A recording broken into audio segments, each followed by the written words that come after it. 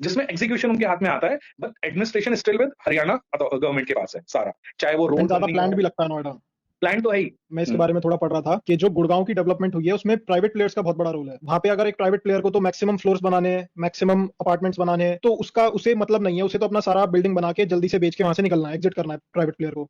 तो वो अपना छोटा सा सीवर लाइन बनाएगा, छोटा ड्रेनेज सिस्टम बनाएगा, सब कुछ छोटे छोटे रखेगा, बस घर ज्यादा बना देगा। और बाद में जो 5 मंजिल या 4 मंजिल की बिल्डिंग्स बननी थी, उनके ऊपर 15 मंजिल 20 मंजिल की वो पास हो गए, फ्लोर्स को कैरी करना, ऊपर तक बढ़ाना, जिसकी वजह से वो लोड बढ़ता चला गया उस छोटे सीवेज लाइन के ऊपर। गुड़गांव से डिफरेंस ये है कि गुड़गांव में डेवलपमेंट हुआ पैचेस में।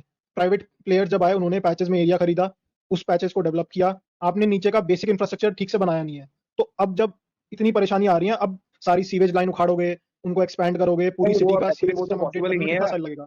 पर अगर आप देखो, अगर आप उस अधिकार में आप किसी की किस्मत की जगह आप पैसा ले आओगे, तो बेचारा एक नॉर्मल क्लास इंसान जो नोएडा में एक अपना घर बनाना चाहता है, चाहे छोटा घर बनाना चाहता है, वो कैसे अफोर्ड करेगा जब वो ऑक्शन में आ जाएगा? तो उसकी तो वो किस्मत भी नहीं रही। वो ऑक्शन में बिड लगते लगते चाहे 100 करोड़ का चला जाए, उन्हें मतलब नहीं है, जो हाईएस्ट बिडर है उसको मिल क्योंकि जाए। उनके लिए तो रेवेन्यू जनरेट हो रहा है ना पूरे ब्लैक इंडिया का जो से। पैसा है, जो कैश में पैसा है, वो सबसे ज्यादा प्रॉपर्टी खरीदने में एडजस्ट होता है। लेकिन नोएडा अथॉरिटी में पिछले, स्पेशली कोविड के बाद, रेट इतना ज्यादा हाई हो गया है कि जो ब्लैक का रेट है नोएडा अथॉरिटी से लैंड खरीदने में, आज वही मार्केट रेट, वही रेट बन गया है बेसिकली।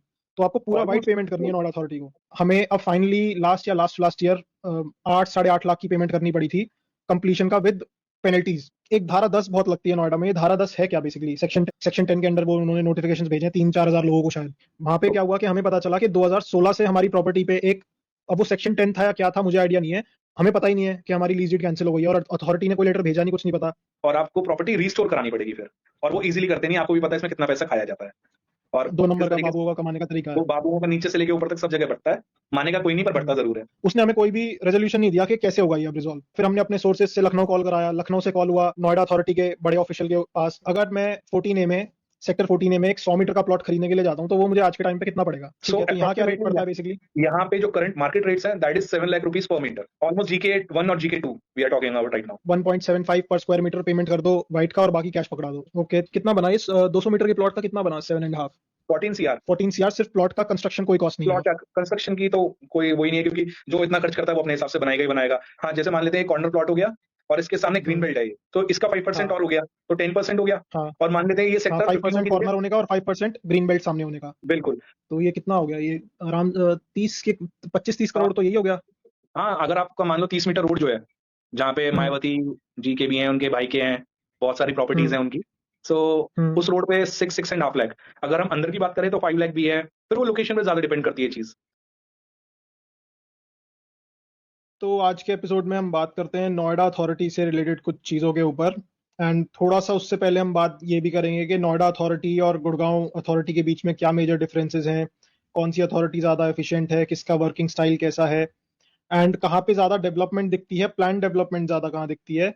तो इन सब चीज़ों से रिलेटेड बात करेंगे, बट हमारा मेजर फोकस जो एपिसोड में होगा वो नोएडा अथॉरिटी से रिलेटेड होगा। सो स्टार्ट करने से पहले एक छोटा सा introduction. I have with me Rituraj Rana, he is a property consultant based in Noida. और अगर किसी को इन्वेस्टमेंट करनी है नोएडा, ग्रेटर नोएडा और जेवर में, तो दे कैन कॉन्टैक्ट हिम। मैं उनकी जो कॉन्टैक्ट डिटेल्स हैं वो डिस्क्रिप्शन में ड्रॉप कर दूंगा, वहां से यू कैन कॉन्टैक्ट हिम।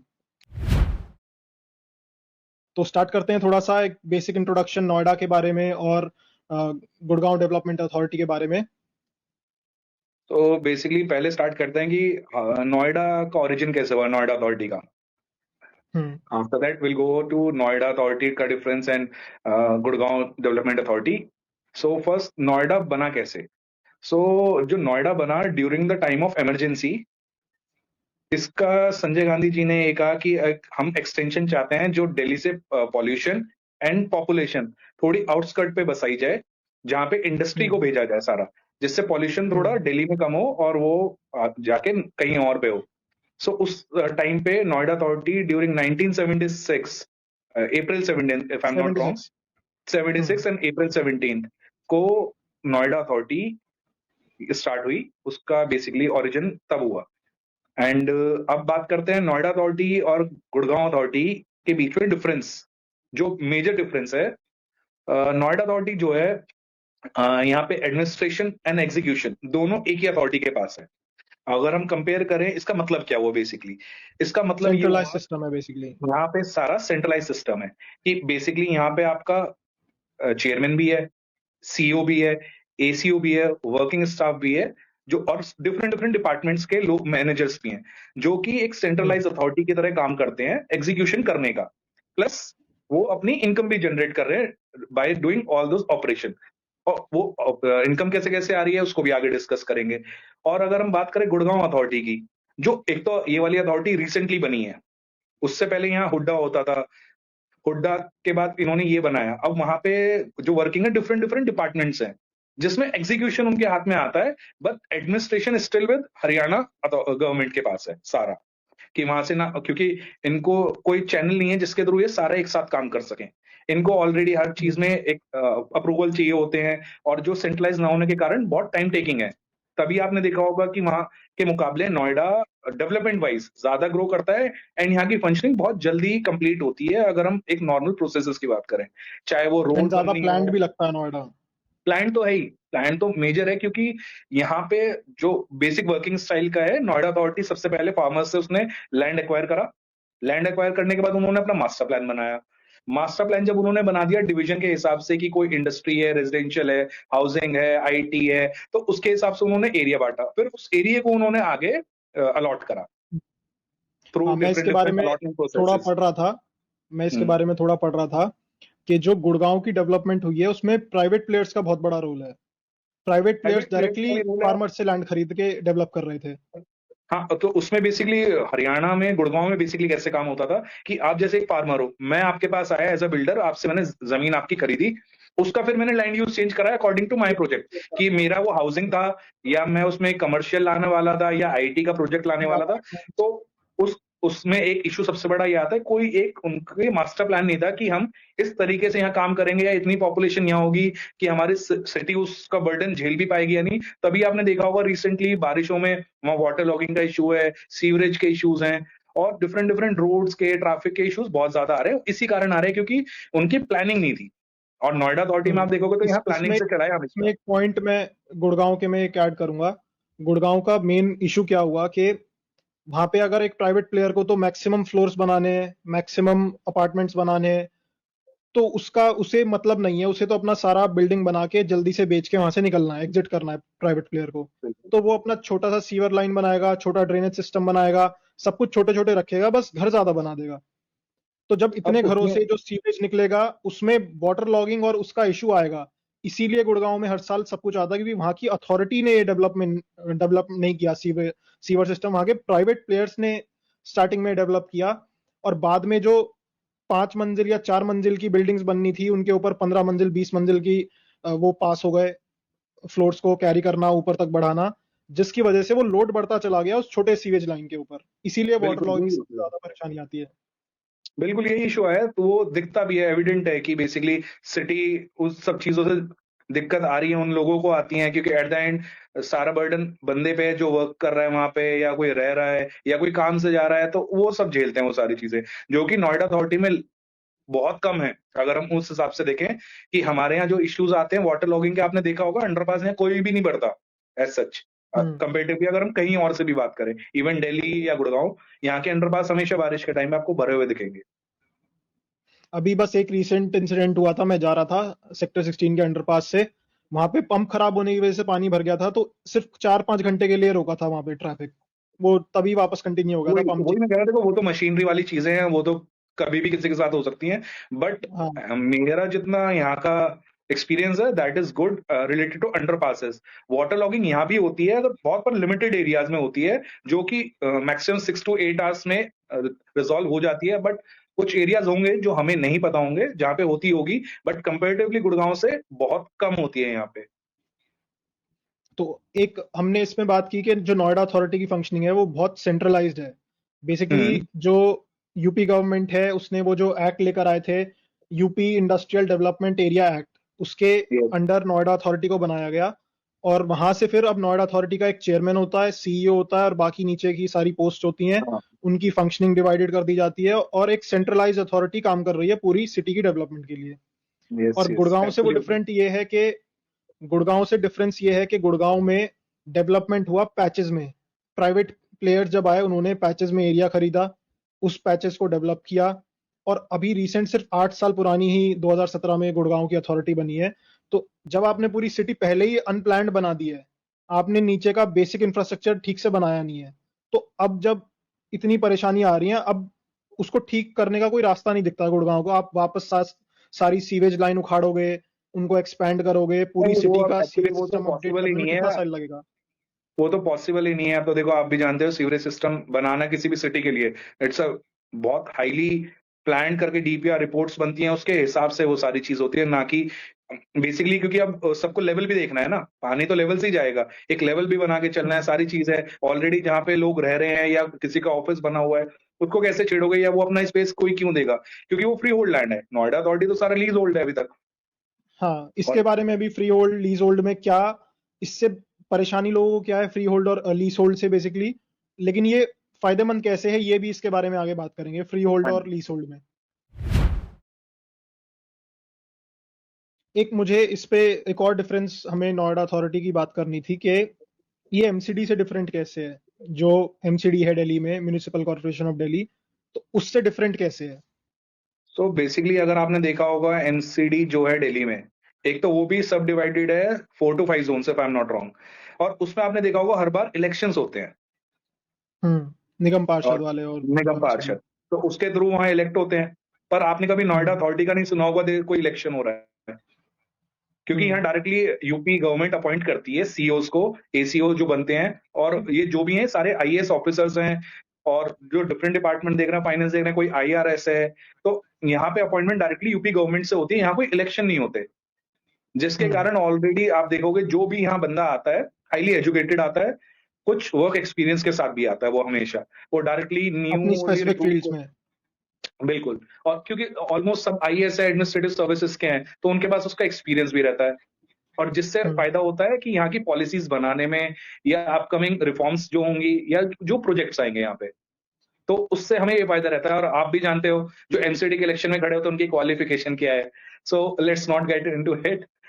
तो ये मेजर डिफरेंस है। तो उससे उससे एक बेनिफिट ये होता है कि जहाँ इलेक्शंस नहीं है वहां पे आपने आज जो प्रोजेक्ट लेके आए हो, आपको 5 साल में खत्म करने की सिरदर्दी नहीं है, और 5 साल बाद अगर एमसीडी में गवर्नमेंट बदल जाती है तो जो नई गवर्नमेंट आएगी वो उस प्रोजेक्ट को कंटिन्यू करे ना करे उसकी हेडेक नहीं है। तो हेडेक नहीं है, नोएडा बिल्कुल। अथॉरिटी एक, हाँ, कंटिन्यूस सिस्टम से चलेगी। आज जो प्रोजेक्ट लाया है कंटिन्यू, वो चाहे देखो उसमें थोड़ा एक इशू टाइम ये लगे रहता है। उसको होने में। हम्म।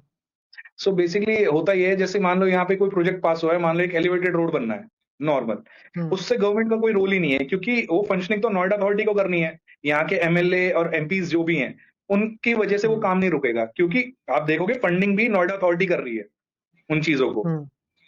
तो इस वजह से, और यहाँ चलो, पे कोई ये भी इसी नहीं है। इसी बात पे लेकिन हम ये नहीं भूल सकते कि नोएडा अथॉरिटी, क्योंकि यूपी गवर्नमेंट ही इसको चलाता है बेसिकली, इनडायरेक्टली यूपी गवर्नमेंट ही अलॉटमेंट कर रहा है, यूपी गवर्नमेंट के ये लोगों से रिलेटेड कोई उसको डायरेक्शन मिलेगी नोएडा अथॉरिटी को तो वो उसको मना नहीं कर सकते हैं।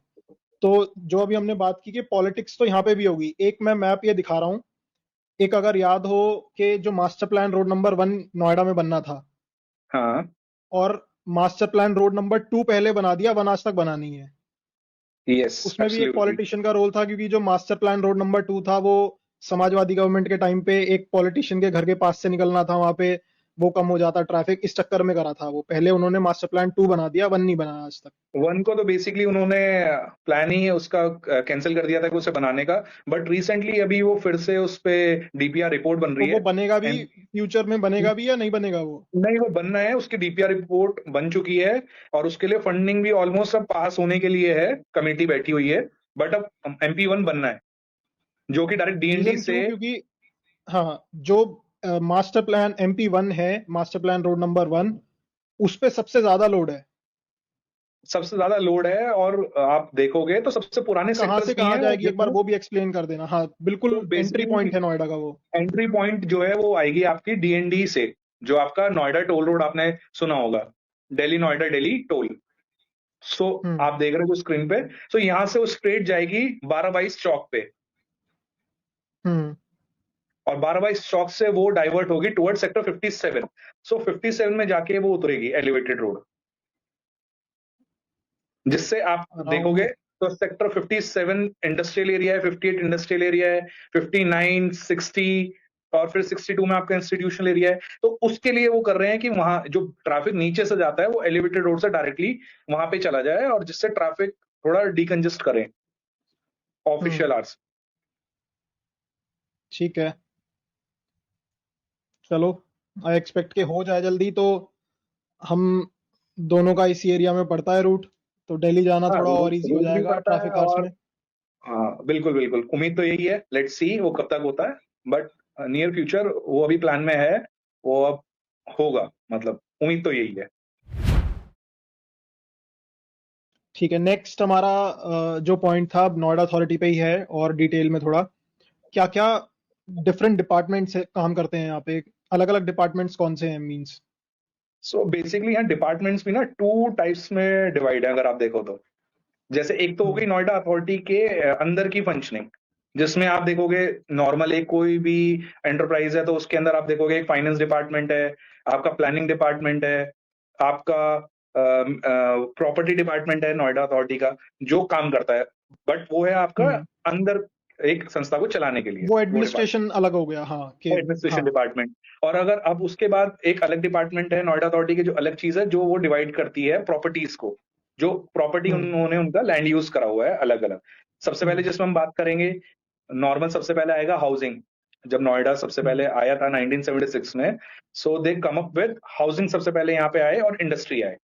सो हाउसिंग डिपार्टमेंट क्या था कि छोटे मकान जो थे, जिन्हें जनता मकान कहते थे, LIG MIG, जो LIG मकान होते थे, MIG। वो हाउसिंग में आता था, जो नोएडा अथॉरिटी उसे बिल्डअप करके देता था। उसके बाद आता था इंडस्ट्रियल एरिया, क्योंकि जो मेन पर्पस था नोएडा बनाने का, वो पर्पस इंडस्ट्री से ही फुलफिल होगा।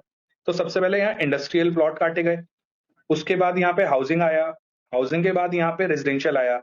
रेजिडेंशियल और हाउसिंग में थोड़ा सा डिफरेंस ये है, हाउसिंग जो नोएडा अथॉरिटी के, नोएडा ने वो बना के दिए थे बिल्टअप हाउस, बट जो रेजिडेंशियल है वो सिर्फ प्लॉट की अलॉटमेंट नोएडा ने दी थी, आगे फिर उनका कंप्लीशन लेना वो सब अलॉटी की जिम्मेदारी थी। और उसके बाद आता है आपका ग्रुप हाउसिंग।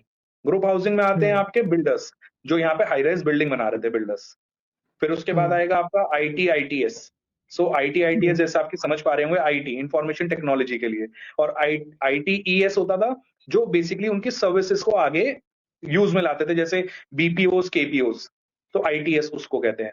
और इसके बाद आपका कॉर्पोरेट, अब मान लो कोई कॉर्पोरेट जस्ट लाइक कि Kentaro, it's a big corporate right now, तो वो अपने लिए एक अलॉटमेंट उनकी होती थी कॉर्पोरेट, जिसमें वो अपना कॉर्पोरेट ऑफिस भी चलाएंगे, सारी फंक्शनिंग करेंगे। तो इस तरीके से उन्होंने अपने, ये तो प्रॉपर्टी रिलेटेड डिपार्टमेंट उन्होंने कर दिए।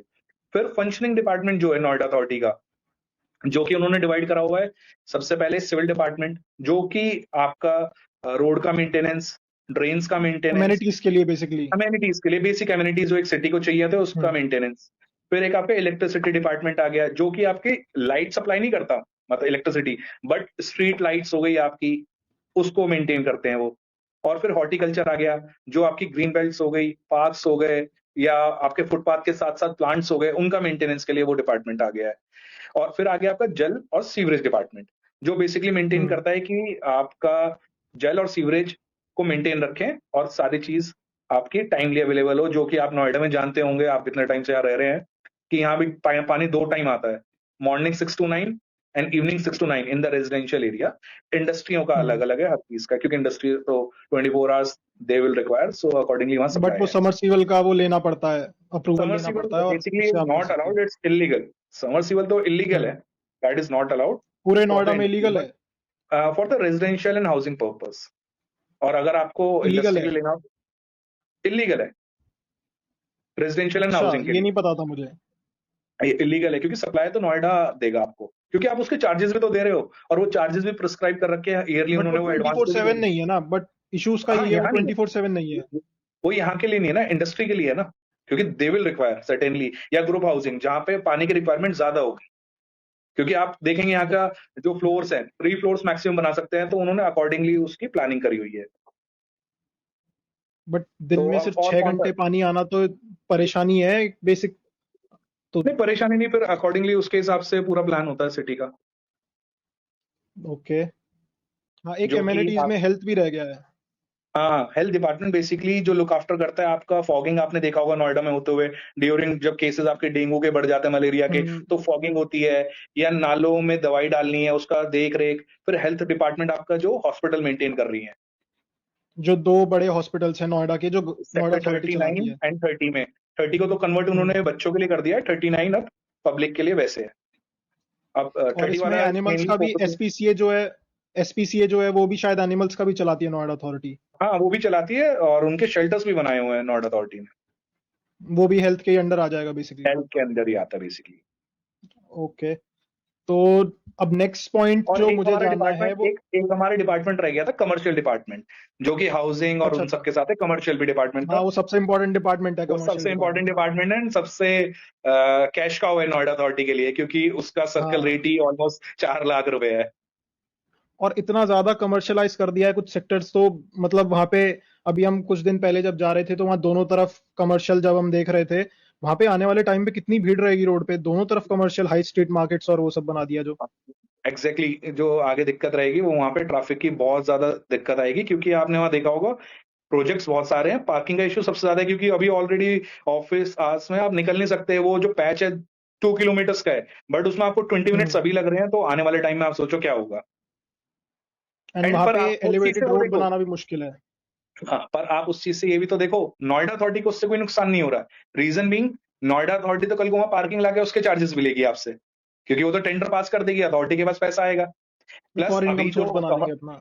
और अभी जो कमर्शियल वहां पे स्पेस आ रहा है, सो उसके कल को वो ट्रांसफर होंगी, तो ट्रांसफर चार्जेस तो नोएडा अथॉरिटी के पास ही जाएगा, एंड जैसे स्टेट के उन्होंने पास 18 इसका। सेक्टर में किया है, नोएडा हाँ अथॉरिटी ने जैसे बिल्कुल, 18 सेक्टर में किया है।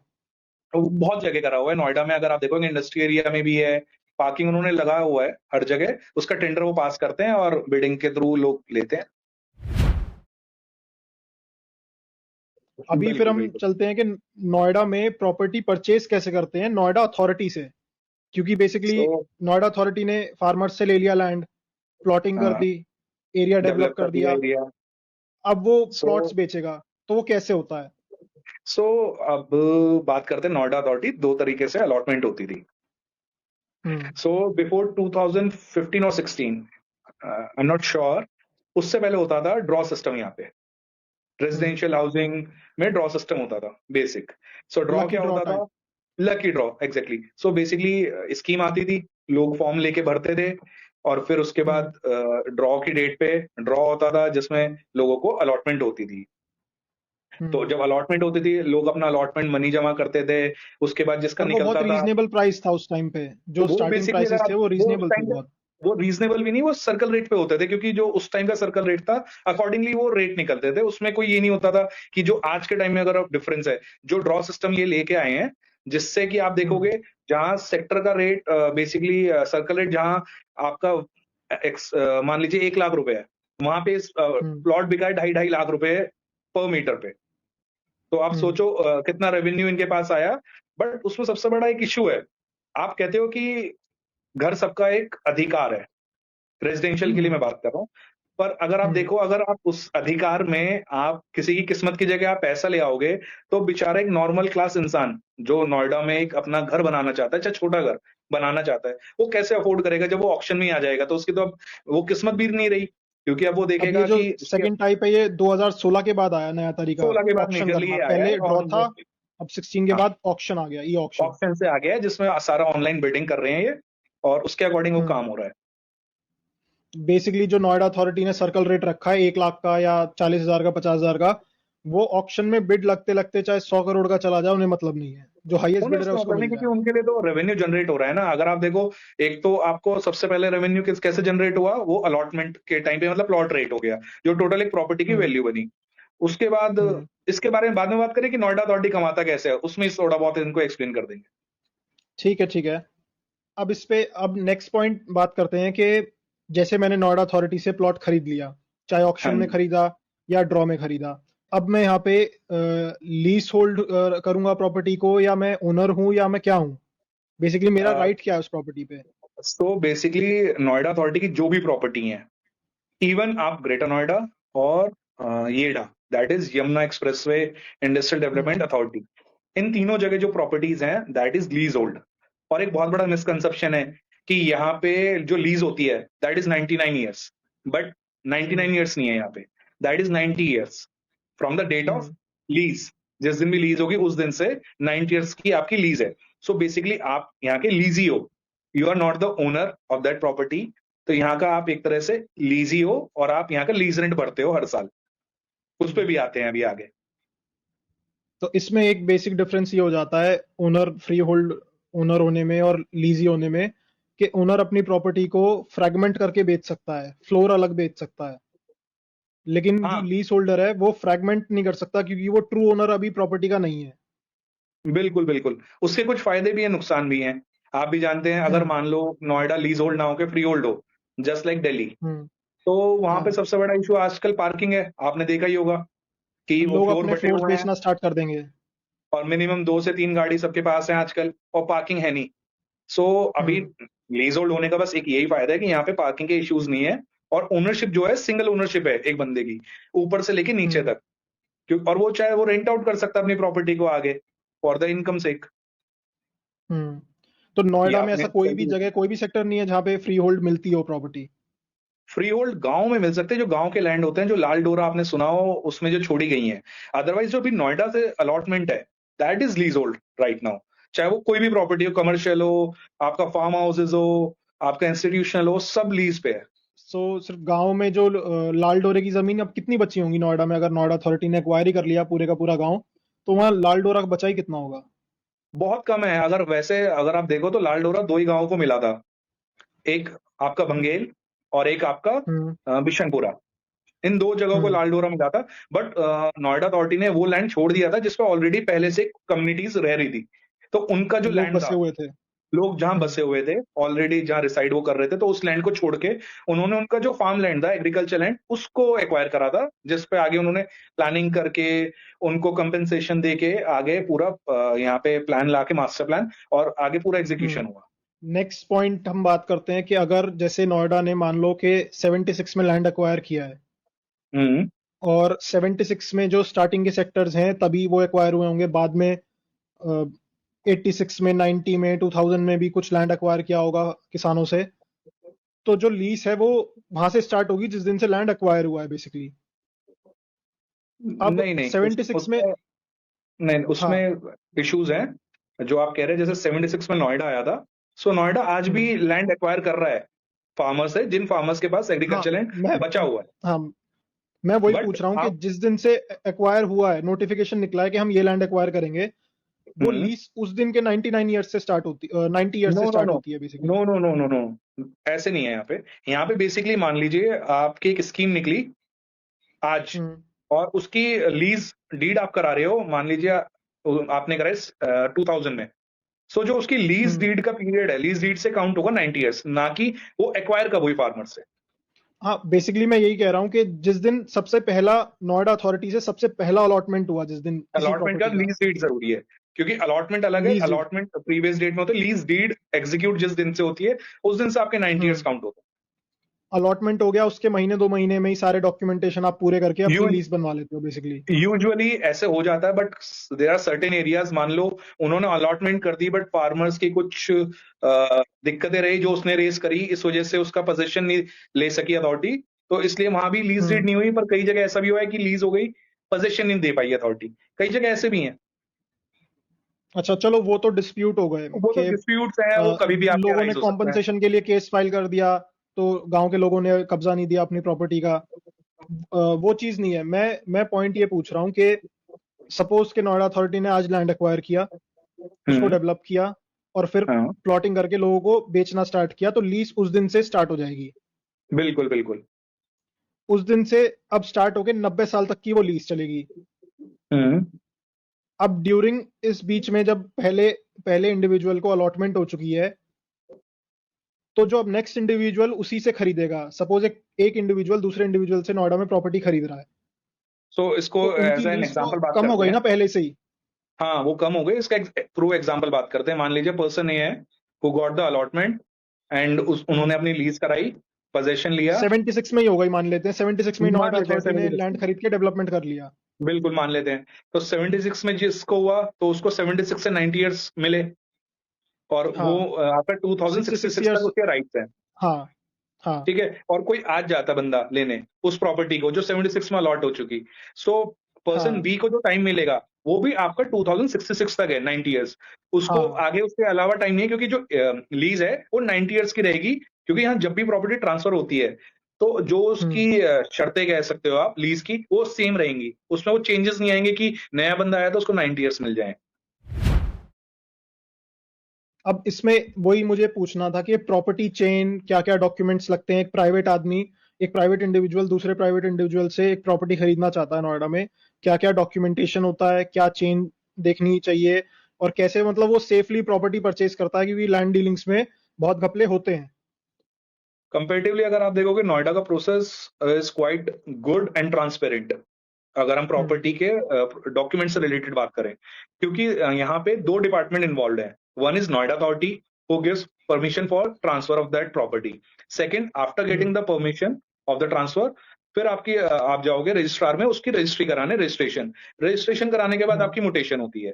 जब आपकी रजिस्ट्री हो जाएगी देन आपकी उस प्रॉपर्टी की मुटेशन होगी। सो अब बात करते हैं क्या क्या डॉक्यूमेंटेशन आपको देखना है जब भी आप कोई प्रॉपर्टी परचेज कर रहे हैं। अभी हम एग्जांपल लेते हैं इसमें एक रेजिडेंशियल प्रॉपर्टी का। मान लेते हैं कि पर्सन ए को ऑलरेडी एक चीज अलॉट हो चुकी है, उसने उसकी लीज डीड भी करा ली है, उसने कंप्लीशन भी ले लिया है और वो उस पर रह रहा है, फॉर एन एग्जाम्पल। सो सबसे पहला डॉक्यूमेंट जो आप कभी भी चेक करोगे, सबसे पहले तो अलॉटमेंट लेटर है आपका कि पर्सन ए को अलॉटमेंट हुई, इस डेट पे अलॉट हो गई। उसके बाद अलॉटमेंट के बाद आता है आपका लीज डीड, जो लीज डीड कराई after getting the allotment. Allotment के बाद आप लीज डीड उसकी एग्जीक्यूट करेंगे। एग्जीक्यूट करने के बाद फिर आपका आता है पोजेशन। पहले आपका पोजेशन ऑर्डर रिलीज होगा अथॉरिटी से कि आपको इसका पोजेशन लेना है प्रॉपर्टी का गेट आफ्टर लीज डीड। तो पोजेशन ऑर्डर के बाद आप पोजेशन लोगे, एक पोजेशन लेटर और आपको मिलेगा। और उसके मिलने के बाद फिर आपका एक टाइम पीरियड होता है जिसमें आजकल जो है 3 साल का देते हैं कंस्ट्रक्शन करने का उस प्रॉपर्टी पे। रेजिडेंशियल का एग्जांपल है ये कि उस प्रॉपर्टी को आपको 3 साल में डेवलप करनी है आपने, डेवलप करके उसमें आपको रहना है या उसका कंप्लीशन लेना है। 25% बना के कंप्लीशन लेटर लेना है। जस्ट लाइक ओसी हो गया, ऑक्यूपेंसी सर्टिफिकेट, जो यहाँ कंप्लीशन कहते हैं रेजिडेंशियल डिपार्टमेंट में। और उस कंप्लीशन कराने से पहले आपको सेंक्शन भी कराना पड़ता है। फिर कंप्लीशन आपको मिलता है जब आप उस प्रॉपर्टी को बना लोगे, उसका आप कंप्लीशन के लिए अप्लाई करोगे, फिर आपको कंप्लीशन मिल जाएगा। तो ये चेन हो गई। ये हो गई अलॉटी से जब आप डील कर रहे हैं डायरेक्ट। तो ये हो गई लिस्ट ऑफ डॉक्यूमेंट। प्लस आपको देखनी है उसकी एनडीसीज।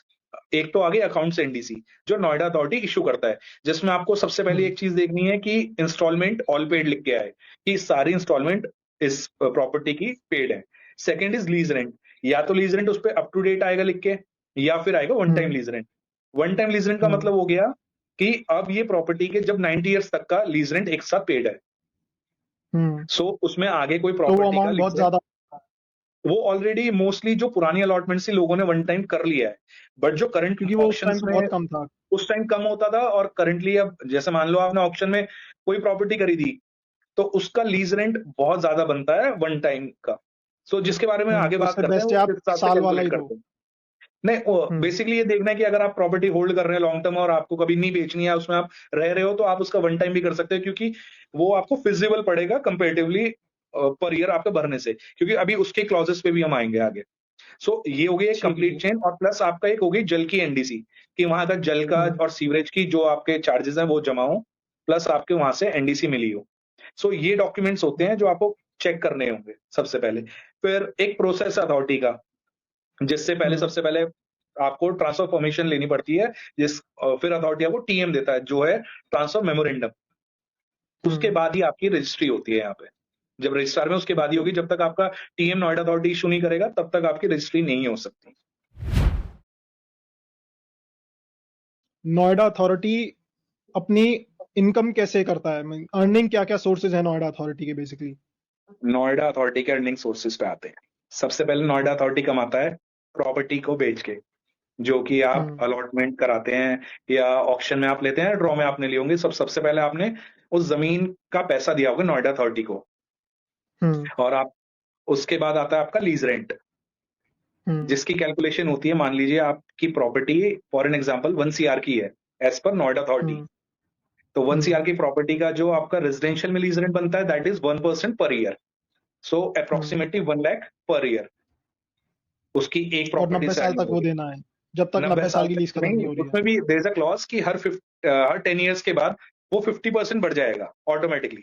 अच्छा, और भी ज्यादा हो गया। आफ्टर 10 ईयर्स आपका जो 11th ईयर होगा, आप उसमें लीज रेंट दोगे 1.5 लाख। जब आपकी प्रॉपर्टी ठीक है। 1 CR की है तब, और उसके बाद हर 10 ईयर्स में वो इंक्रीज होता जाएगा 50% से। तो आप कैलकुलेट कर सकते हो वो कितना हो सकता है 90 ईयर्स में।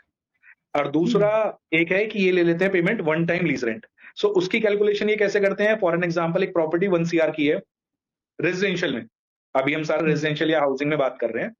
तो 1 CR की प्रॉपर्टी है, जब आपको उसका एक साथ वन टाइम पेमेंट करेंगे तो 15 ईयर्स का एक साथ लीज रेंट आप जमा करके उसको वन टाइम कर सकते हैं। फॉर द नेक्स्ट 90 ईयर्स आपने एक बार 15 लाख दे दिए तो आपकी property one time lease rent के साथ पेड हो गई है।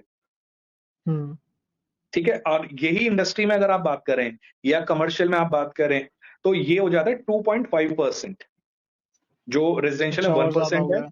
तो उसमें 2.5 है। अब आप अप्रोक्सीमेट आइडिया लगाओ 1 CR की प्रॉपर्टी पे every year you need to give 2.5 lakh as a but lease rent. 1 CR की तो कोई इंडस्ट्री होगी ही नहीं, 10 करोड़ से नीचे की क्या इंडस्ट्री होगी आज के टाइम पे। नहीं, बट मैं अगर एक फॉर एन एग्जाम्पल अभी बात कर रहा है, पर आप उससे अंदाजा लगाओ ना कितनी सारी इंडस्ट्री यहाँ पे है, कितना सारा रेजिडेंशियल है, हाँ, हाउसिंग तो है, तो वो कितना अर्निंग बेस कमाते हैं बहुत ऐसा बड़ा है लीज रेंट से। इससे। हाँ, तो अगर आप देखोगे फॉर एन एग्जाम्पल अथॉरिटी के पास इतना सरप्लस पैसा है, उसने ग्रेटर नोएडा अथॉरिटी को 2900 करोड़ रुपीज लैंड कर रखे हैं, और वो एवरी ईयर 10 CR की इंस्टॉलमेंट में पैसा दे रहा है नोएडा अथॉरिटी को। येडा में उन्होंने पैसा दिया हुआ 4700 करोड़ के अराउंड। सो कितना और अब सरप्लस में नोएडा नोएडा अथॉरिटी अथॉरिटी को का। टैक्स फ्री भी कर दिया है। हाँ, रिसेंटली अभी ये अभी की न्यूज है, around Noida one one. Authority, हाँ, 1-2 महीने पहले की बात है। नोएडा बिल्कुल अथॉरिटी के बिल्कुल। ऊपर अब कोई भी टैक्स नहीं लगेगा। जो अपनी रिटर्न्स भरेंगी नोएडा अथॉरिटी, हाँ, उसमें उन्हें टैक्स के उससे अलग कर दिया है। क्योंकि वो शायद बस बेसिकली ये डेवलपमेंट बोल के के लिए कि कर वो, रही है। हाँ, कि सिटी की डेवलपमेंट के लिए लगे हुए हैं वो, तो इसमें उनका कोई प्रॉफिटियरिंग नहीं हो रही है, कमर्शियल काम नहीं है, तो हाँ, उन्हें टैक्सेशन से अलग रखना चाहिए। एक हम इसमें ऑक्शन अलॉटमेंट में ये बात करनी थी कि अब ई ऑक्शन में प्राइसेस इतने ज्यादा हाई हो गए हैं नोएडा अथॉरिटी के। जैसे एक हम कोई प्रॉपर्टी खरीदते हैं, उसका सर्कल रेट पे ही हम देते हैं चार्जेस बेसिकली। जो सर्कल रेट है वही हम वाइट में ट्रांसफर करते हैं, जो यूजुअल प्रैक्टिस है पूरे इंडिया में। पूरे ब्लैक इंडिया, का जो यस। पैसा है, जो कैश में पैसा है, वो सबसे ज्यादा प्रॉपर्टी खरीदने में एडजस्ट होता है। हाँ, कैश की डीलिंग्स बहुत चलती हैं। लेकिन नोएडा अथॉरिटी में पिछले, स्पेशली कोविड के बाद, रेट इतना ज्यादा हाई हो गया है कि जो ब्लैक का रेट है नोएडा अथॉरिटी से लैंड खरीदने में, आज वही मार्केट रेट, वही रेट बन गया है बेसिकली। तो आपको पूरा वाइट ऑलमोस्ट पेमेंट करनी है नोएडा अथॉरिटी को। ऑलमोस्ट एक तो थोड़ा चेंज भी आया है आजकल पब्लिक में कि they are demanding full payment as a cheque payment. And क्योंकि लोगों की अर्निंग बढ़ गई है तो उनके बैंक से भी लोन इजीली मिल रहे हैं, क्योंकि आप देखेंगे कि पैकेजेस भी हाई हो रहे हैं, एक क्वालिटी ऑफ लिविंग पे भी बंदा खर्च कर रहा है। तो पर अगर आप देखोगे तो नोएडा अथॉरिटी ने रिसेंटली उनके सर्कल रेट्स भी बहुत बढ़ गए हैं। अगर आप चेक करोगे अप्रोक्सीमेटली 30 to 35% सर्कल रेट्स में इंक्रीमेंट भी आ गया है। सो जिससे कि उनको इस ऑक्शन टाइम भी में ज्यादा वैसे ही मिलता ऊपर है। जा रहा है रेट। हाँ, रेट भी ऊपर जा रहा है, प्लस व्हाइट का रेट भी बढ़ रहा है, एंड कैश का रेट भी अगर आप देखोगे तो 50-50 हो रखा है इस टाइम भी। बट और कई जगह नोएडा वो, अथॉरिटी तो कैश की डीलिंग आप कर ही नहीं सकते, वो तो सारा ही वाइट में नहीं, देना है। बट उनको ट्रांसफर चार्जेस तो आपके सर्कल रेट पे मिलते हैं ना, जो करंट का सर्कल रेट चल रहा होगा अथॉरिटी का। हम्म। सो जैसे मान लीजिए अगर उसमें 30% इंक्रीमेंट आपका आ गया है सर्कल रेट पे, तो वो चीज आपकी अथॉरिटी के लिए बेटर है ना, क्योंकि अथॉरिटी को तो पैसा भी जनरेट हो रहा है ना ज्यादा ट्रांसफर चार्जेस में। अभी हम इनकम की बात भी तो कर रहे थे कि उसमें अभी तो हम लीज रेंट पे आए थे, प्लस आपके ट्रांसफर चार्जेस हो गए जो हर प्रॉपर्टी ट्रांसफर पे नोएडा अथॉरिटी को आपको देने हैं।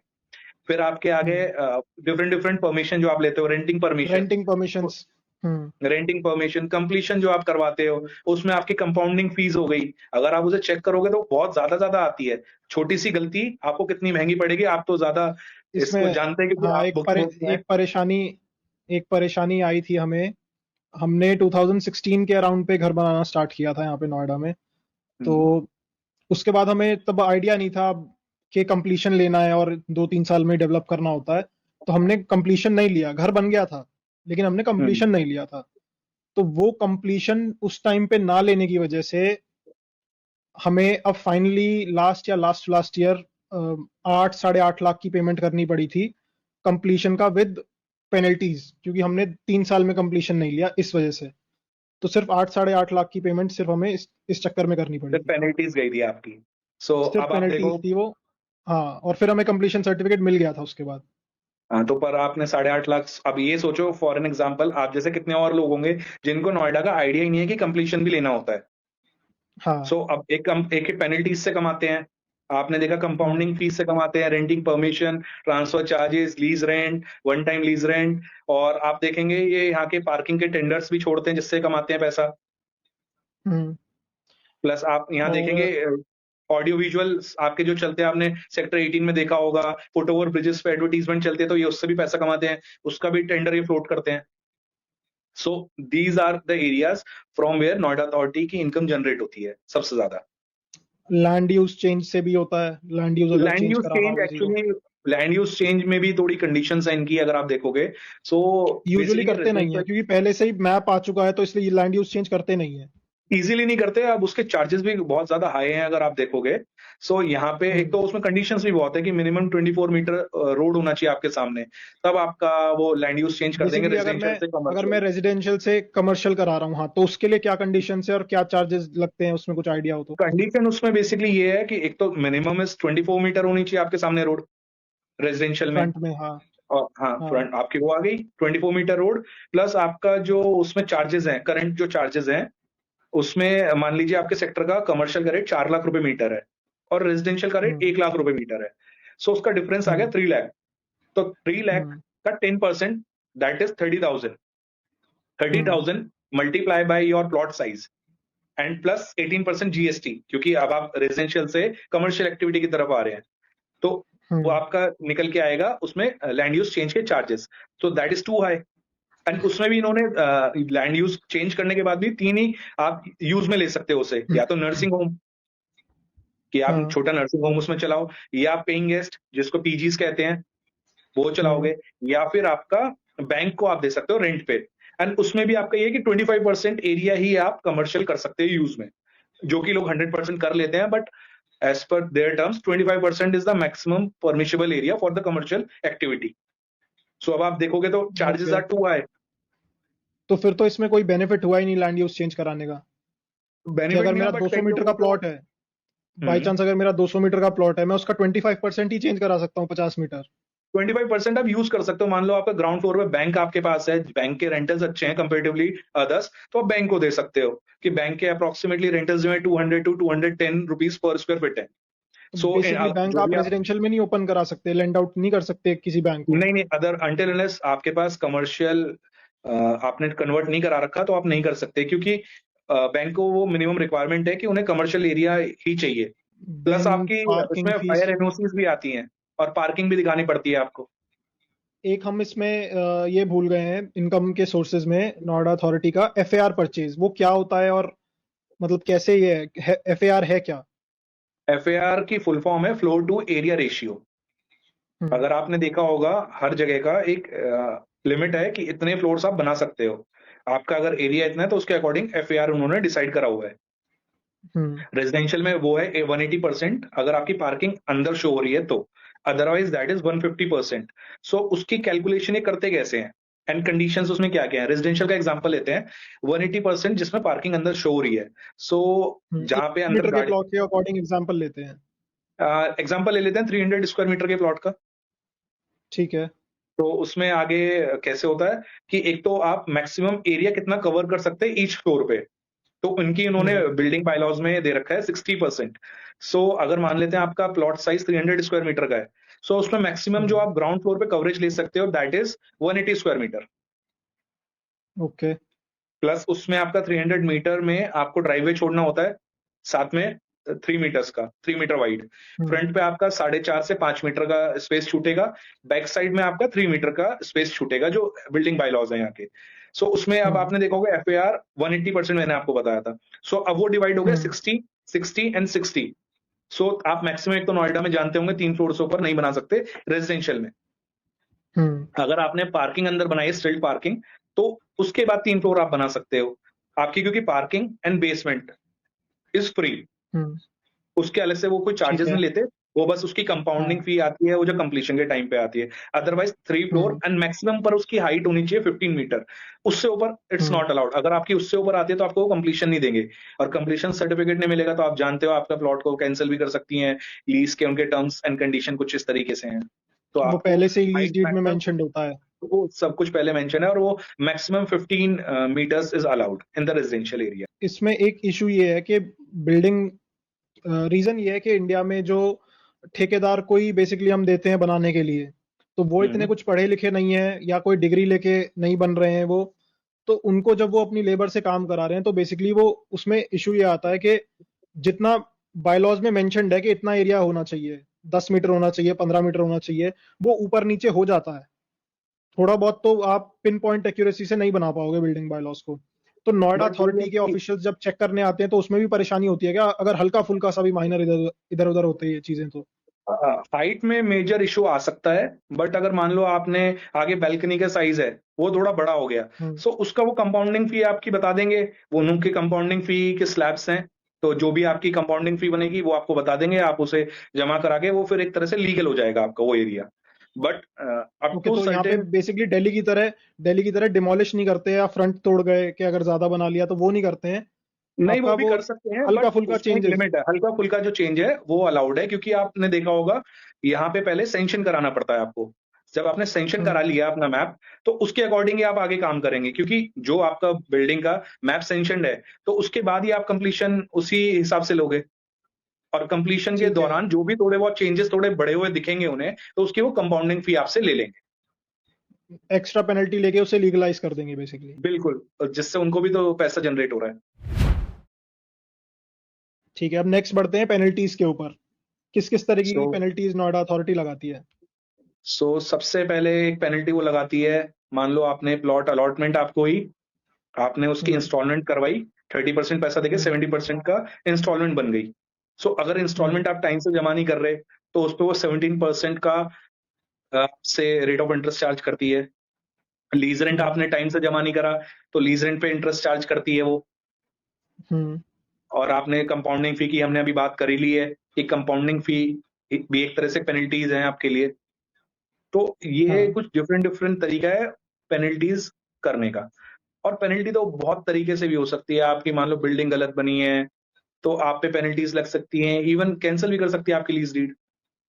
एक धारा 10 बहुत लगती है नोएडा में, ये धारा 10 है क्या बेसिकली, सेक्शन 10? धारा 10 बेसिकली ये है अनऑथोराइज एक्टिविटीज, अनऑथोराइज एक्टिविटीज हम्म। कह लीजिए, या अनऑथोराइज कंस्ट्रक्शन। सो जहां भी कंस्ट्रक्शन मान लीजिए एज पर बिल्डिंग बायलॉज के हिसाब से नहीं हुई है, वो हम्म। अथॉरिटी के लिए अनऑथोराइज्ड कंस्ट्रक्शन है। प्लस या जहां पे आपकी कमर्शियल एक्टिविटी चल रही हो इन अ रेजिडेंशियल कॉम्प्लेक्स या रेजिडेंशियल प्रॉपर्टी और या हाउसिंग प्रॉपर्टी, तो आप देखोगे तो उसका नोटिस भी आता है कमर्शियल एक्टिविटी, क्योंकि इन्होंने कहा है कि जो लैंड यूज हमने आपको दिया है एज पर लीज, तो लैंड यूज वो ही हम्म। रहना चाहिए, वो चेंज नहीं होना चाहिए अनटिल अनलेस उसकी परमिशन आपको नोएडा अथॉरिटी ने ग्रांट की हो। अगर आप देखोगे हम्म। एक छोटी फैमिली कोई छोटा मकान लेके वो सोचता है कि वो वहां से अर्निंग कर ले by doing some commercial activity, या वो किसी को रेंट पे दे देता चाहे है, छोटे लेवल पे ही हो।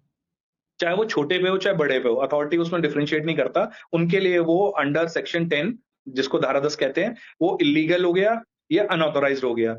इलीगली या तो उसका लैंड यूज इलीगल यूज हो रहा है कि वो रेजिडेंशियल ना होकर कमर्शियल एक्टिविटी कर रहा है, या फिर उन्होंने बिल्डिंग बायलॉज के हिसाब से नहीं बनाया है, क्योंकि आपने देखा होगा रिसेंटली कई सारे सेक्टर भी ऐसे जहां पे आपने देखा होगा फ्लोर्स भी लोगों ने 4 4 5 5 बना लिए, पर हमारे बिल्डिंग हम्म। बायलॉज के हिसाब से मैक्सिमम 3 फ्लोर्स अलाउड है, अगर आप देखोगे हम्म। तो क्योंकि हाँ। कई लोग उनका वो भी नहीं कराते, कंप्लीशन भी नहीं लेते हैं, तो वो हम्म। लोग बना लेते हैं, तो उनकी वजह से जो एक नॉर्मल ये धारा 10 का इस टाइम पे ज्यादा हाइप हुआ है, इस वजह से हुआ है उन्होंने फ्लोर ही ज्यादा बनाए हुए हैं परमिशन से ज्यादा। जो भी परमिशनल एरिया है उससे ज्यादा उनकी कंस्ट्रक्शन है।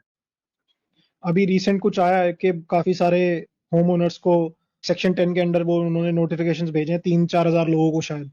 वो बेसिकली 3,000 लोगों को नोटिफिकेशन भेजे नहीं है, ऑलरेडी जिसको लेटर इशूड थे, मान लीजिए किसी को हम्म। भी पर्सन ए बी सी को लेटर इशूड थे, और उन्होंने उसके लिए कोई आगे कार्रवाई नहीं करी, मतलब आगे कोई भी तो उस उन्होंने पे एक्शन नहीं कार्रवाई लिया, करने के लिए बोला तो है अब जल्दी से। उसपे उन्होंने जो मिस्टर हमारे सीईओ हैं नोएडा अथॉरिटी के लोकेश एम, उन्होंने आगे कहा है कि उन सब जो भी लेटर इशू हुए हैं उनका फिर से सबका चेक करो, किसने आगे मतलब बेसिकली अपना अनऑथराइज कंस्ट्रक्शन हटा लिया है, या फिर इलीगल हम्म। एक्टिविटी जो चल रही थी कमर्शियल एक्टिविटी वो हटा ली गई है, जिसने नहीं हटाई तो विद इन अ मंथ और 2 मंथ उसका निस्तारण करें। इवन एक ये लीज ये कैंसिल करने की बात भी कर हम्म, रहे थे। ये सेक्शन 10 के बारे में मुझे अभी कैसे पता चला, थोड़े टाइम पहले हमें लोन लेना था घर पे। तो हम्म। उसमें क्या हुआ कि हम लोन के लिए जब अप्लाई करते हैं नोएडा में या कोई भी हम्म। लीज होल्ड प्रॉपर्टी है नोएडा में सारी, तो बैंक जिसमें आप लोन के लिए अप्लाई करते हैं वो वहाँ की अथॉरिटी के पास एक लेटर भेजता है कि आप चेक करके बताओ कि ये प्लॉट ठीक है या नहीं है। बेसिकली एक बैकग्राउंड चेक होता है, जिसको लोन देना है उसका बैकग्राउंड चेक है, ये प्रॉपर्टी ठीक है भी या नहीं, या इस बैकग्राउंड पे चेक कोई से ज्यादा, इनकम्बरेंस नहीं है। नहीं नहीं नहीं, वो बैकग्राउंड चेक से ज्यादा ये है कि एज पर जो हमारी अंडरस्टैंडिंग है, नोएडा अथॉरिटी सारा लीज होल्ड है। सो हम्म। आप समझ रहे हो, लीज होल्ड का मतलब हमारा उस पर राइट पहला नहीं है, पहला राइट नोएडा अथॉरिटी का है। हाँ। सो बैंक, इसलिए हम नोएडा अथॉरिटी में बैंक अप्लाई नहीं करता कभी। जो भी प्रॉपर्टी ओनर होगा, लीजी जो होगा इस टाइम पे, वो अप्लाई करेगा हाँ। मॉर्गेज परमिशन के लिए। तो during the hmm. Mortgage permission, अगर मान लो आपकी फाइल में जैसे आपको पता चला कि आपका धारा 10 का कोई नोटिस लगा हुआ है, हाँ, मैं इसलिए उसी का आप। बता रहा था, जैसा कि हुआ क्या कि हमने बैंक में लोन के लिए पहले अप्लाई किया, हम्म। बट वो नोटिस एक बैंक भेजता है कि कोई पीछे नहीं बैकग्राउंड में नहीं सब नहीं, कुछ ठीक तो वो है ना ये। बेसिक नहीं नहीं, वो नहीं करता।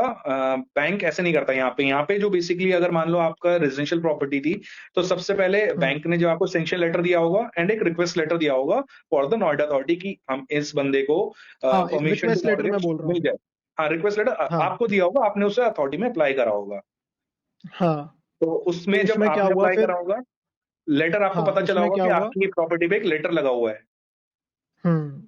वहां पे तो क्या हुआ कि हमें पता चला कि 2016 से हमारी प्रॉपर्टी पे एक, अब वो सेक्शन 10 था या क्या था मुझे आइडिया नहीं है, बट एक लेटर लगा हुआ है कि हमने कुछ इलीगल कंस्ट्रक्शन कराया हुआ है, जिसकी वजह हम्म से हमारा लोन रुक गया था, हम लोन नहीं ले पाए थे तब।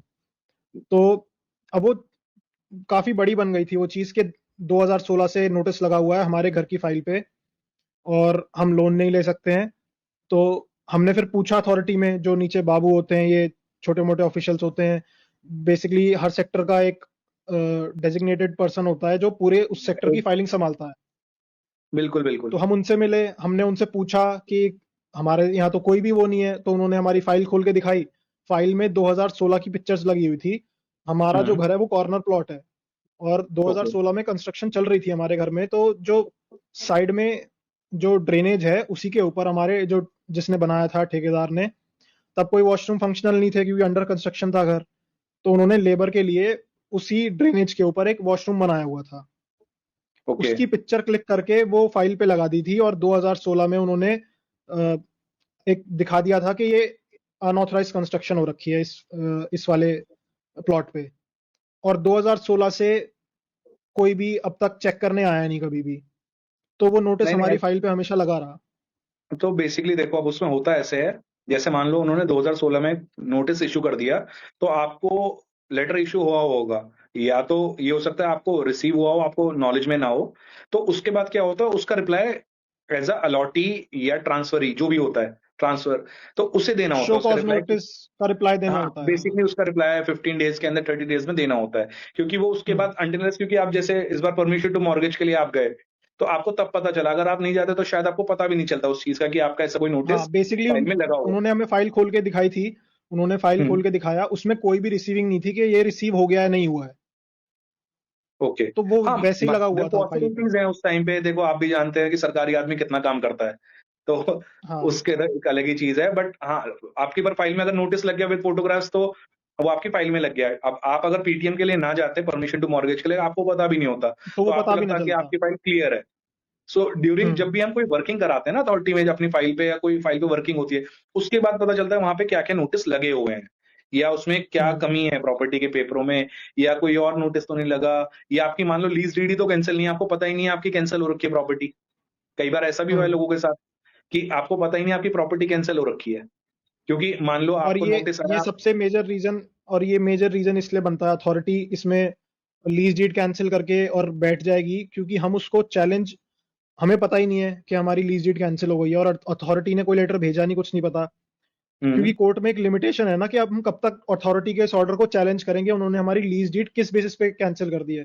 अब हमें 10 साल, 12 साल, 15 साल पता ही नहीं चला, और हम 15 साल के बाद जा रहे हैं कि हमारी लीज डीड गलत कैंसिल हुई है। तो कोर्ट में भी तो दिक्कत आती है कि आप इतने साल बाद क्यों आ रहे हो कोर्ट, नहीं, पहले वो क्यों तो नहीं आए। दिक्कत आती है, बट आप उसको even instead of going to court, आप उसको रिजॉल्व करवा सकते हैं अथॉरिटी में ही जाके डायरेक्टली। बट मान लीजिए हम्म। अगर आपका प्लॉट कैंसिल है, सो आपको हम्म। सबसे पहले तो वहां जो आपका सेक्टर देख रहा है, बाबू या डीलिंग क्लर्क, उससे आपको मिलना है। हम्म। वो आपको थोड़ा बताएगा हम्म। कि वो कब से कैंसिल है, क्या रीजन क्या था कैंसिल होने का।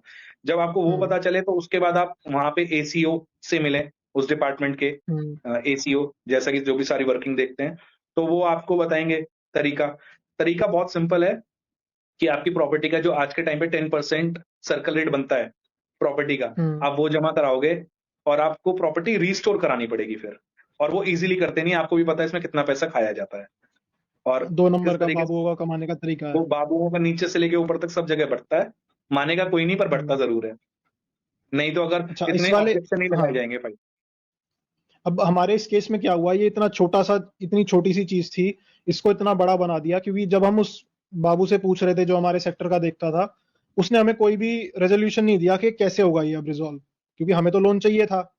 हाँ तो जी। कुछ भी नहीं हुआ। फिर हमने अपने सोर्सेज से लखनऊ कॉल कराया, लखनऊ से कॉल हुआ नोएडा अथॉरिटी के बड़े ऑफिशियल के पास।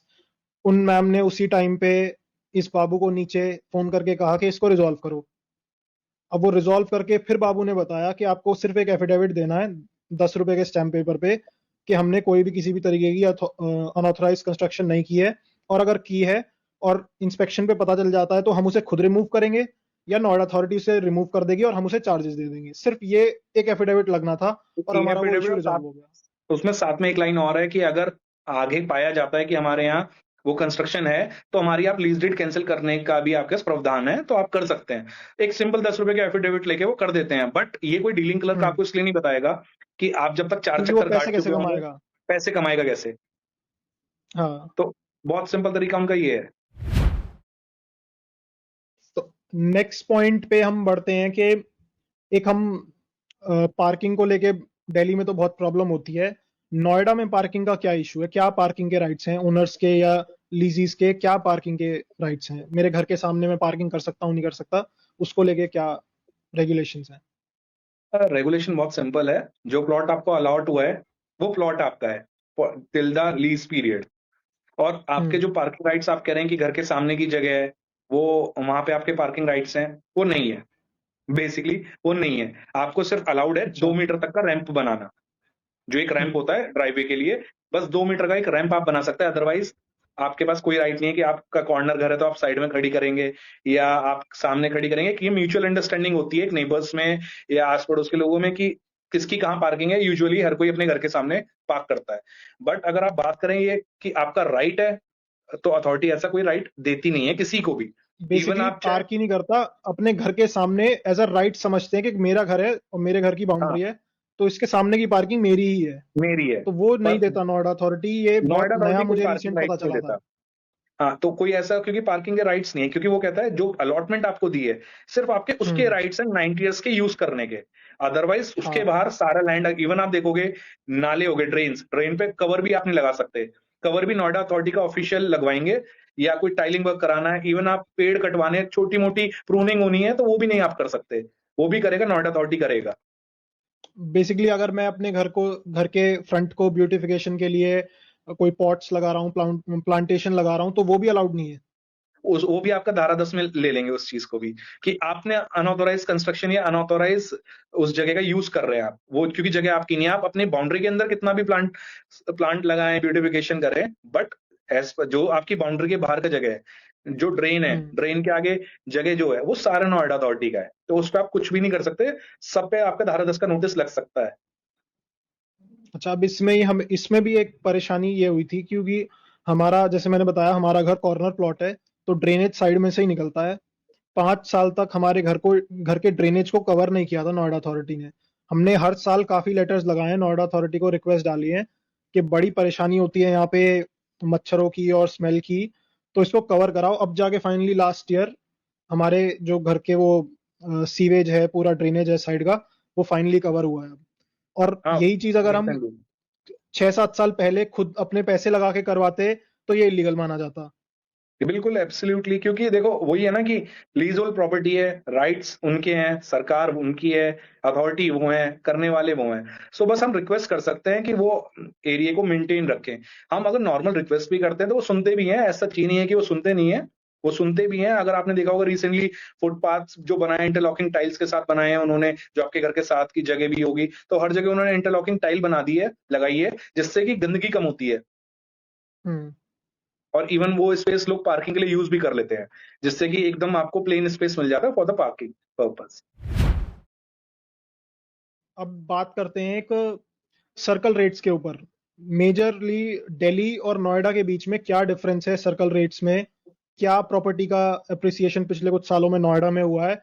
और जो कई लोगों को लगता है कि वो अपनी दिल्ली की प्रॉपर्टी बेच के नोएडा में इजीली ले लेंगे, तो क्या वो फीजिबल है अभी आफ्टर कोविड स्पेशली? कि क्या ये अगर आप पॉसिबल है कि नोएडा के रेट्स का हम देखें तो? सबसे पहले बात कर लेते हैं यहाँ के सर्कल रेट्स की। Circle so rates basically circle decide कैसे होता है नोएडा का? नोएडा में बेसिकली इन्होंने जो कर रखा है, कैटेगरीज बना रखी हैं सेक्टर्स की।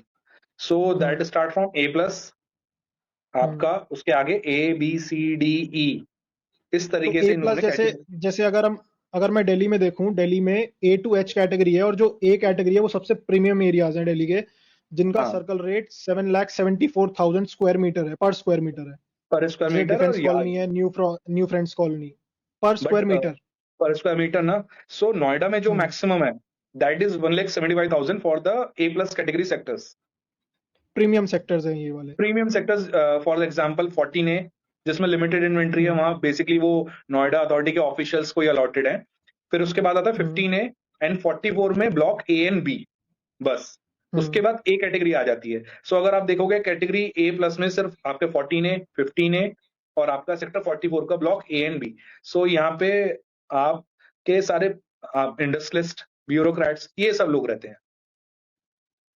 ओके। 14A, अगर मैं 14A में सेक्टर 14A में एक 100 मीटर का प्लॉट खरीदने के लिए जाता हूँ, तो वो मुझे आज के टाइम पे कितना पड़ेगा? 14A में तो देखो कोई इन्वेंट्री है ही नहीं। जो फॉर एन एग्जाम्पल 14A में इन्वेंट्री ही आपको नहीं मिलेगी, वो मार्केट में ही नहीं आएगी कभी। प्लॉट तो बचा ही एग्जाम्पल नहीं देते है, हैं हम, वो अंदर ही अंदर बिक जाता है। वो अंदर ही अंदर है, क्योंकि बहुत लिमिटेड 10 घर हैं आपके, वो भी इंडस्ट्रियलिस्ट के पास है, तो वहां की इन्वेंट्री तो बहुत ज्यादा नीश हो गई। अब यूजुअली हम क्या बात होता करते है हैं कि जो 15A। दिल्ली से, हाँ हम हाँ, चलो 15A की 15A बात पे करते बात हैं, करते हैं, क्योंकि क्योंकि ये भी बिल्कुल कनेक्टेड है दिल्ली से। बिल्कुल बिल्कुल। और 15A में जो प्लॉट साइजेस हैं, दो टाइप के प्लॉट साइजेस हैं यहाँ, 200 square metre hmm and 450 square metre. ठीक सो है, तो यहाँ क्या रेट अप्रोक्सीमेटली पड़ता है बेसिकली? यहाँ पे जो करंट मार्केट रेट्स हैं, that is 7 lakh rupees per metre. So जो सेवन बहुत बड़ा लाख ऑलमोस्ट, मिसकंसेप्शन, हाँ। ऑलमोस्ट GK1 और GK2 we are talking about right now. Defence colony जितना ही हो गया, 774 है ऑलमोस्ट वहां बिल्कुल पे, सेम। और वहां पे वहां पे एक्चुअली सर्कल वहां पे रेट पे बिक डिस्ट्रेस नहीं सेल पाता होती है। है। हाँ, वहां तो डिस्ट्रेस सेल होती है, क्योंकि सर्कल रेट इतना ज्यादा है कि कोई दे ही नहीं पाता। पर यहाँ का सर्कल रेट जो है 1,75,000 है, हम्म प्लस यहाँ पे PLC लगेगी, अदरवाइज और तो कुछ नहीं है। और बाकी जो सेलर है, वो उसकी कंडीशन है कि उसे फुल चेक पेमेंट चाहिए या मेजर चेक पेमेंट चाहिए, that is up to the seller. तो मतलब पॉसिबल है कि आप थोड़ा 1.75 पर स्क्वायर मीटर पेमेंट कर दो वाइट का, और बाकी कैश पकड़ा दो? बाकी कैश पकड़ा दो, there is a possibilities and certain deals होती हैं इस तरीके से। बट आप वो बट देखो ना, एक ओवरऑल 200 मीटर मार्केट रेट का 7 लाख स्क्वायर मीटर का है। अप्रोक्सीमेटली 7 एंड कुछ 7+ भी आपको मिलेगा, जो PLC के प्लॉट है। मान लो कोई कॉर्नर है या पार्क फेसिंग है, तो वहां 7.5 भी है। ओके, कितना बना इस 200 मीटर के प्लॉट का, कितना बना 7.5? 14 CR। 14 CR सिर्फ प्लॉट का, कंस्ट्रक्शन कोई कॉस्ट नहीं है प्लॉट और? का कंस्ट्रक्शन की तो कोई वो ही नहीं है, क्योंकि जो इतना खर्च करता है वो अपने हिसाब से बनाएगा ही बनाएगा। Another 3 to 4 CR he will invest in that property. और इसमें जो 20% हम बात कर रहे थे कि अप्रिशिएट होता है, 5-5% सर्कल रेट बढ़ता है, वो वो कैसे उसका बढ़ता तरीका है? है। वो बेसिकली उसकी एक अलग से इन्होंने गाइडलाइंस दी हुई हैं। 5%, अगर हम्म प्लॉट आपका मान लीजिए कॉर्नर है, तो दैट इज 5%। जैसे ये कॉर्नर प्लॉट है अगर? हाँ, जैसे मान लेते हैं एक कॉर्नर प्लॉट हो गया, और इसके सामने ग्रीन हम्म बेल्ट है ये, इसके ग्रीन बेल्ट सामने है ये ग्रीन बेल्ट सामने। आ गई, तो इसका 5% हाँ और हो गया, तो 10% हो गया। हाँ और मान लेते हैं ये हाँ, सेक्टर 15 5% की जगह, कॉर्नर होने का और 5% ग्रीन बेल्ट सामने होने का। बिल्कुल। और मान लेते हैं ये सेक्टर जो है, इस 15A की जगह 44 है, जहां पे एक्सप्रेसवे स्टार्ट हम्म हो जाता है, नोएडा एक्सप्रेसवे। हम्म सो उसका सेवन एंड हाफ हाँ, परसेंट और है, उसकी seven and half sir. Percent PLC और लग जाती है। सो अप्रोक्सीमेटली कॉर्नर, पार्क फेसिंग और विद आपका विद इन एक्सप्रेसवे हो गया, तो 17.5% आपका लग गया। और मान लेते हैं हम्म यही कोई और सेक्टर है जहां पे मेट्रो भी है, यही सारी चीजों के साथ मेट्रो की लोकेशन लगती है हम्म 10%। Okay. For an example sector 50 को ले लो आप, 50 में corner plot, park facing, plus वहां पे मेट्रो है, मेट्रो स्टेशन है, तो उसकी 10% लगेगी, तो आपका 20% आ जाता है। सो मैक्सिमम जो PLC लगती है एक प्लॉट पे किसी पे भी 20% तक लग सकती है, हम्म उससे ऊपर नहीं जाएगी, चाहे कुछ भी हो। तो मैक्स 20% काउंट करेंगे अगर मेरे प्लॉट के सामने ग्रीन बेल्ट भी है, मेरे प्लॉट के मेरा कॉर्नर प्लॉट भी है, मेट्रो भी और पास से जा मेट्रो भी रही है, है और हाईवे भी साइड से जा रहा है, तब भी वो तो आपका 20% की मैक्स मैक्सिमम, सर्कल हाँ रेट पड़ेगा। मैक्सिमम 20% पे उन्होंने लिमिट लगाई है उसकी, पीएलसी की। ओके। तो अभी अगर मैं पूछूं कि सबसे प्रीमियम सेक्टर्स कौन से हैं, 15 हमने काउंट किया, उसके बाद 15 के बाद 15 कितने के बाद और आपको कौन से सेक्टर्स हैं जो 44 सेक्टर में ब्लॉक ए एंड बी है। ब्लॉक ए एंड बी, वहां क्या रेट होगा सर्कल रेट या मार्केट सर्कल रेट, रेट तो total 1 market rate? Market rate 6.5 to 7, और वहां पे जो प्लॉट साइज लोकेशन क्या के रहता है? प्लॉट्स हैं। सॉरी, वहां पे क्या वो रहता है, प्लॉट साइज कितना रहता है? प्लॉट प्लॉट साइज वहां पे डिफरेंट है, 350 स्क्वायर मीटर भी है आपका, आपका 450 स्क्वायर मीटर भी है। हम्म। ओके। तो ये कितना हो गया ये, आराम 30 के 25-30 करोड़ हाँ तो यही हो गया। हाँ, अगर आपका मान लो 30 मीटर रोड जो है, जहाँ पे हम्म। मायावती जी के भी हैं, उनके भाई के हैं, बहुत सारी प्रॉपर्टीज हम्म। हैं उनकी। सो हम्म। उस रोड पे 6.5 लाख। अगर हम अंदर की बात करें तो 5 लाख भी है। फिर वो लोकेशन पे ज्यादा डिपेंड करती है चीज, पर एक अप्रोक्सीमेट आइडिया लेके चलें तो 6 लाख का रेट नॉर्मल है वहां पे प्लॉट्स का। ओके, अब अब इसके उस बाद तरीके अगर से मैं आप देखो, दिल्ली। हम्म। उस तरीके से ये देखो ना आप, कि कोई अब दिल्ली से बेच के आ रहा है, तो वो सोचता है कि हाँ। अफोर्डेबिलिटी बहुत आसान है, बट अब नहीं है। ईस्ट दिल्ली वाला तो बेच के अगर आएगा तो उसे और पैसे डालने पड़ते हैं प्रीमियम सेक्टर में घर लेने के लिए। और अगर मैं ये बात करूं कि दिल्ली से नोएडा इंटर करते ही अगर मुझे 10 किलोमीटर के एरिया में कोई देखना है, स्पेशली 10 किलोमीटर के एरिया में देखना है हम्म कि अब 10 किलोमीटर के एरिया में कितने सेक्टर आ जाते हैं, 14 है, 15 है, 14 इधर दस से थोड़ा किलोमीटर तो देखते हैं तो बहुत बड़ा रेडियस हो गया 10 किलोमीटर तो, क्योंकि देखो नोएडा में जो एंट्रीज हैं 5 देखते हैं, वो चलो 5। 3 है। हाँ, सबसे पहले आप एंट्रीज देखो, नोएडा में एक तो एंट्री हो रही है आपका नोएडा गेट से, जहाँ पे गौतम बुद्ध जी की हाँ, ये वाला। स्टैच्यू है। सो वहां से नियरेस्ट हम्म। आपका पड़ेगा 14 है, जिसमें आपको इन्वेंट्री नहीं मिलेगी। अक्षरधाम की तरफ से जब एंटर करते हैं हम। Yes yes absolutely. सो आप वहां पे देखो सेक्टर 14 है सबसे पहले, 14 ए में क्योंकि इन्वेंट्री नहीं है, तो 14 सेक्टर है हम्म। आपका सबसे पहले। फिर आपका हाँ। 15 ए है, सेक्टर 15 है, जो हाँ। अभी हम रेजिडेंशियल की बात कर रहे हैं। और उसके बाद अगर आप हाँ। आओगे 15 ए के बाद आपका फिल्म सिटी आ जाती है, तो उसमें तो रेजिडेंशियल एरिया है ही नहीं। हम्म। सो उसके बाद आपके एरिया सेक्टर 19 आ जाते हैं, 27 आ जाता है, 26 आ जाता है।